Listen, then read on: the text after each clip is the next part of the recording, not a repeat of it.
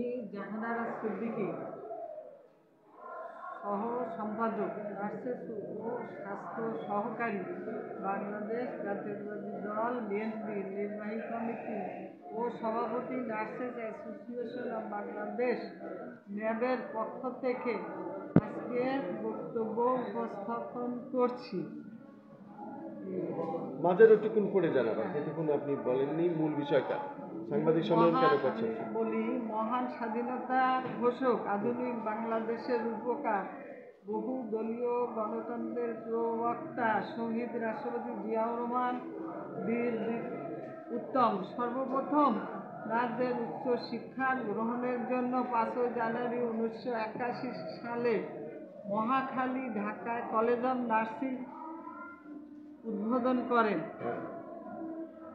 পরবর্তীতে 1985 সালে উত্তম সেবার স্বীকৃতিতে স্বর্ণপদক ও নগদ টাকা পরিতোষ প্রদানের রীতি চালু করেন, যা আওয়ামী লীগ সরকার বন্ধ করে দেয়। পূর্ব পাকিস্তানের সময় নার্সিং সেক্টর প্রশাসনিক কার্যক্রম স্বাস্থ্য অধিদপ্তর থেকে পরিচালিত হতো। স্বাধীনতার পর 1977 সালে নার্সদের প্রশাসনিক আমলাতান্ত্রিক জটিলতা, সেবার মান উন্নয়নের লক্ষ্যে শহীদ রাষ্ট্রপতি জিয়াউর রহমান বীর উত্তমের নির্দেশে নার্সিং সেক্টরকে স্বাস্থ্য অধিদপ্তর থেকে পৃথক করে একটি স্বতন্ত্র সেবা পরিদপ্তর প্রতিষ্ঠিত করে, যা নার্সিং ইতিহাসে মাইল ফলক হিসাবে চিহ্নিত আছে এবং তখন নার্সগণ অনৈতিক ও নির্যাতন থেকে মুক্ত ছিল। এখন আপনি কি চাচ্ছেন? আবার স্বৈরাচার হাসিনা সরকারের দোসরদের নার্সিং মিডওয়াইফারি অধিদপ্তর দখল, বদলি বাণিজ্য, চাঁদাবাজি, স্বেচ্ছাচারিতা, স্বজনপ্রীতি, হুমকি ও সর্বশেষ শহীদ রাষ্ট্রপতি জিয়াউর রহমান বীর উত্তমের নামে ছবি সমেত ব্যানার, পোস্টার, লিফলেট আকারে ব্যবহার করে বিএনপিকে বিতর্কিত ভাবমূর্তি নষ্ট করার অপচেষ্টায় লিপ্ত। এর সাথে বিএনপি কেউ জড়িত নয়। বিশেষভাবে ফ্যাসিস্ট সরকারের কতিপয় বিতর্কিত আওয়ামীপন্থী নার্সিং পেশার বিশৃঙ্খলা, অসত্য তথ্য প্রচারের প্রেক্ষিতে আজকের এই সংবাদ সম্মেলন করছি। আমাদের নার্সিং সেক্টর আলাদা আছে, আলাদাই থাকবে।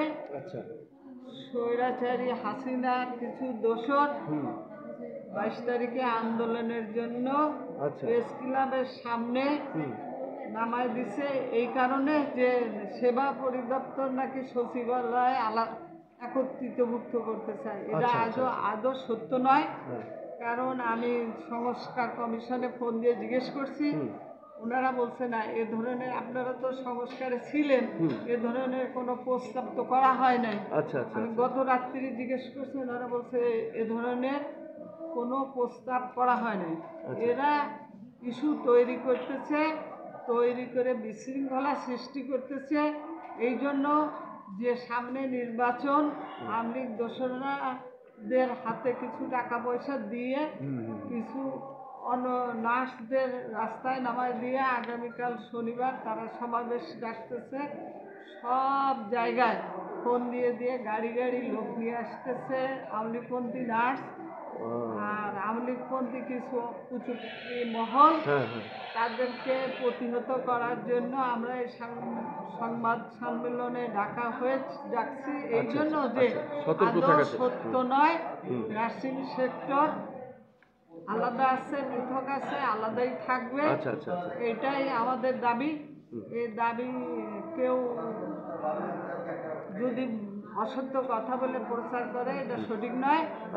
কারণ বিএনপি সরকার এটা দিয়ে গেছে, শহীদ রাষ্ট্রপতি জিয়াউর রহমান নার্সদেরকে আলাদা করে দিচ্ছে এবং আলাদাই থাকবে।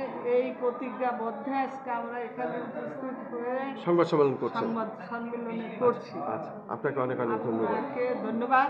আপনারা এই সংবাদ সংগ্রহ করে প্রচার করবেন যে আদৌ সত্য না, নার্সিং সেক্টর একত্রিতভুক্ত কোনোদিনও হবে না, হয় নাই। 77 সাল থেকে এখন পর্যন্ত আমরা আলাদাই আছি, আলাদাই থাকতে চাই, থাকবো ইনশাল্লাহ। আপনাকে অনেক ধন্যবাদ।